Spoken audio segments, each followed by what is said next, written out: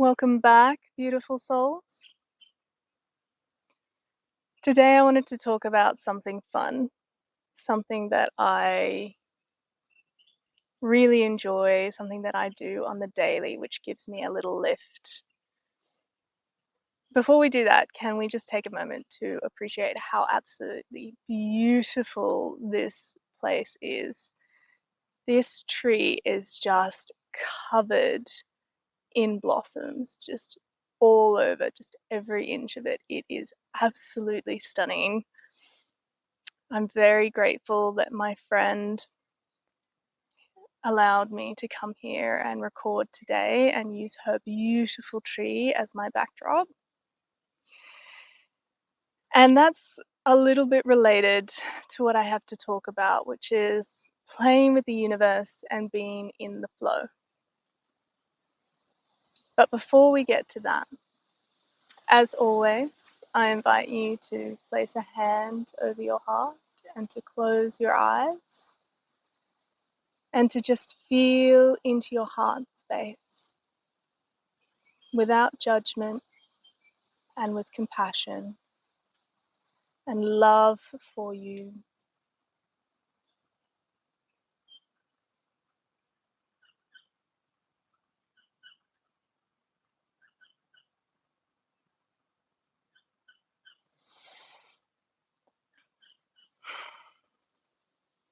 So, what is being in the flow with the universe and how can we do it? Being in the flow with the universe is listening to those little signs, those little feelings that just won't go away, that gentle inner voice, that sense in your gut, and then following those impulses. It's not as easy as it should be for many because we have the ego and the conscious mind, which is very loud, particularly if you have anxiety, and it will drown out that little voice. So, for many, in order to learn to connect to that little voice, they have to learn to quiet their mind. And that's where meditation often comes in. Just learning to quiet your mind so that you can listen to the deeper feelings, the softer sounds under all the chatter that you have going on in your day to day. If you'd like to know more about the practices that I do, I can do some videos on those. I do have one video up, which is about how I learned to cultivate self-love, which has a mini meditation in it, and it runs through the method, and I will link that if people would be interested in that. But that is a whole other session that would take its own video to do it justice. Instead, I just want to talk about being in the flow and watching for signs, asking for signs, and seeing them. When I do my meditations, I like to ask for a sign at the end. This can be as simple or as specific as you like, as long as you believe that it is possible.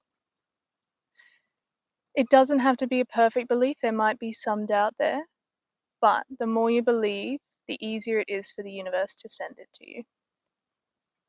I often ask for animals, that's my favorite thing to ask for, but you can also ask for colors. I enjoy that as well. You could ask for plants, you could ask for words, you could ask for a feeling, you could ask for an event. It doesn't really matter what you ask for, just ask whatever resonates for you. I really like animals because I feel a deep connection to animals and the natural world. So I get more of a lift and more excitement through that. So, for example, at the end of my meditation, I'll ask for the universe to send me a sign, and it might be a koala. I did a koala recently, and I thought to myself, oh, this is going to be a really tricky one, because I didn't really believe that there could be a physical koala just because they're so solitary and quiet animals. But I was thinking, that might be tricky for the universe to bring to me. But regardless of my concerns, I stuck to my guns. I thought, I've already asked it. Let's see what happens. And then you let it go. Now, often when I ask, I might forget about the sign I've asked for, and then it just surprises me throughout the day. And those are some of the most fun ones, because it's that little reminder, that little connection of the universe is always listening. It's always bringing you what you ask for. The funny thing with the koala one was, because I had already decided in my mind that this was going to be a very difficult thing for the universe to manifest for me, I was looking for that sign. I was looking for it everywhere. I was driving down the road, I was looking at advertising, as I was going into shops, I was looking at packaging, and I was looking everywhere for this koala. And that is a common mistake and a common trap that people fall into. Because if you're looking for it, then you're in that energy of, what if it doesn't happen? Then you're more likely to manifest that it won't happen. So I find that if I can forget about it, that then the universe will bring it to me, and it'll surprise me and excite me in how it comes in. So I was looking for this koala everywhere, and then it was getting late. It must have been 10:30 at night, and I still hadn't seen it. And I sort of gave up. I thought, it doesn't really matter. I still believe, but I don't need that koala to believe in the universe or my practices, or that my manifestations are going to come, because I know they are. I gave up on this manifestation, let's call it, which I think is pretty accurate, and I let it go. And it's one of those things where a lot of people who talk about manifestation talk about surrendering your manifestation, letting it go, not holding on to it too tightly, and then it can come to you. And it must have been 15 minutes or so after that, I was browsing Facebook, and a group of, that suggested friends came up, that line of suggested friends.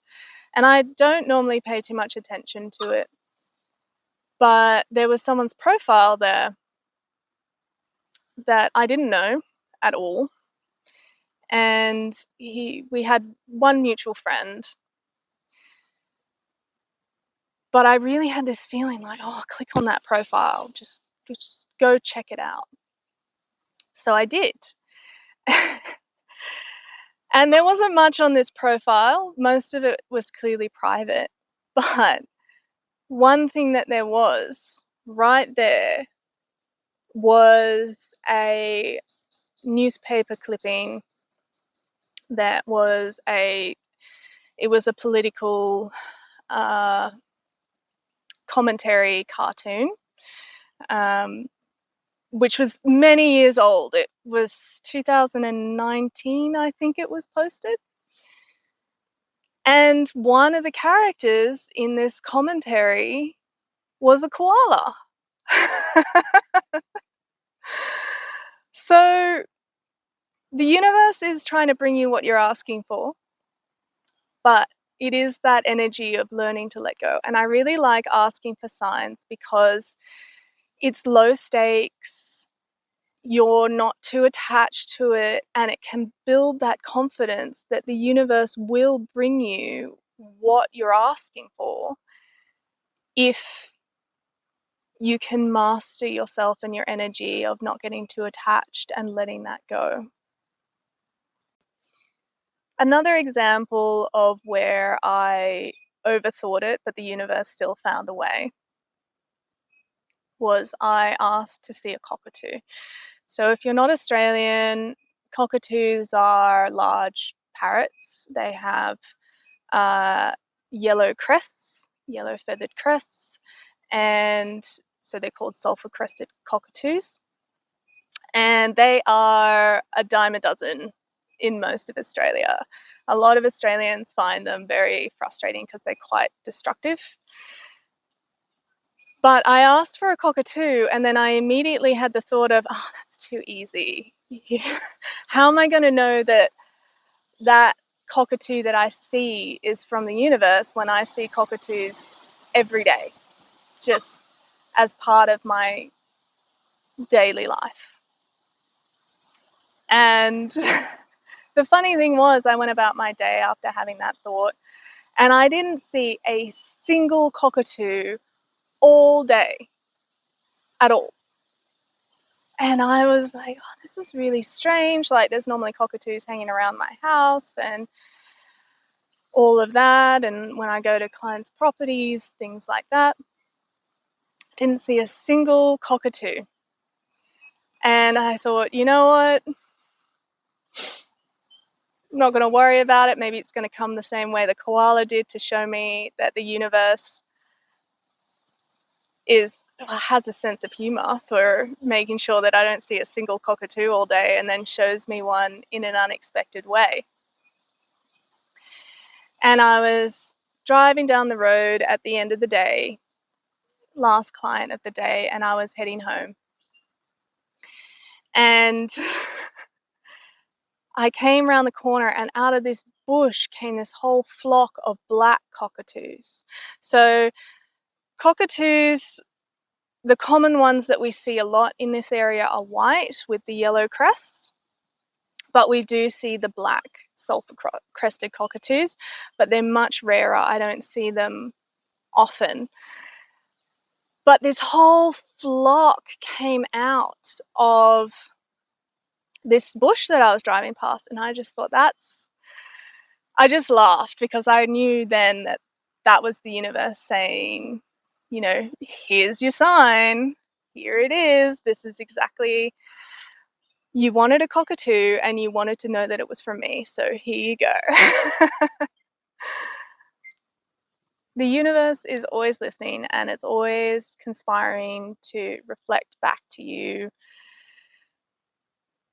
what you have asked for in the energy that you've asked for it. I'm not asking for these signs from a place of need or lack or desperation. I'm already in an elevated state. I am feeling love and gratitude and appreciation and believing in the magic of the universe and the worlds. And so, therefore, when I ask for a sign, the sign comes in that same energy. But as I outlined, if I block myself, if I think that's not going to happen, it's too hard, and I hold on to it too strongly, then the universe doesn't bring it to me. And it's not because it doesn't want to or it can't. It's that I was not in a resonant match for that thing when I asked for it, and then when I went about my day. So your energy is the key to any manifestation, but as an example, asking for signs. Another example of just a manifestation is I saw a video on using magnolia flowers to create cookies, and I will try to find that video and I'll try to link that creator because she is so much fun and amazing and I love her stuff. And, and I thought to myself, oh, I'd really love to try that. Um, that looks like fun. I'd love to see what it tastes like. But my magnolias at home have lost their flowers, so I didn't have any access to that. But this same friend that owns this place with this gorgeous tree, she has a magnolia tree that is in full bloom, and those flowers are about to fall off now. and she said that I could have all the flowers I wanted. So I guess I'll be making magnolia cookies, and hopefully it turns out well and not a disaster, but we'll see. So I had a desire. I didn't necessarily ask for it, but I knew it was possible. I just thought, oh, I might have to wait until next season for my magnolias. But the universe, I got out of the way, and then the universe said, here's your magnolias. And manifestations can be that fast or even faster. I had that thought earlier in the day, and then I saw my friend in the afternoon.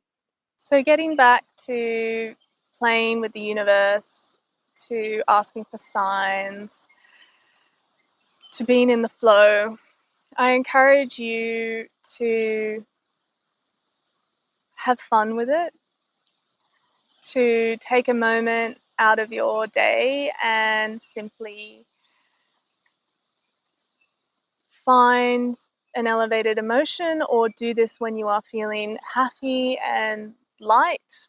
So, happiness, gratitude, love, bliss, joy, excitement, inspiration, any of those things. When you're feeling any of those emotions, I encourage you to play with the idea of asking for signs, whatever that may be: an animal, a color, a plant, an event, a word, a phrase, any of those things.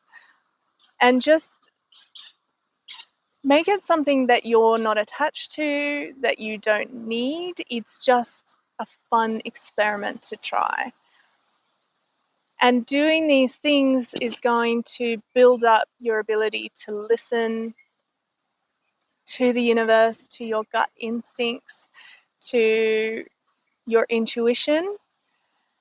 And it's going to also build up your confidence in manifesting things for yourself and believing that you are powerful and can create what you want in your life. Takeaway thoughts from this video are: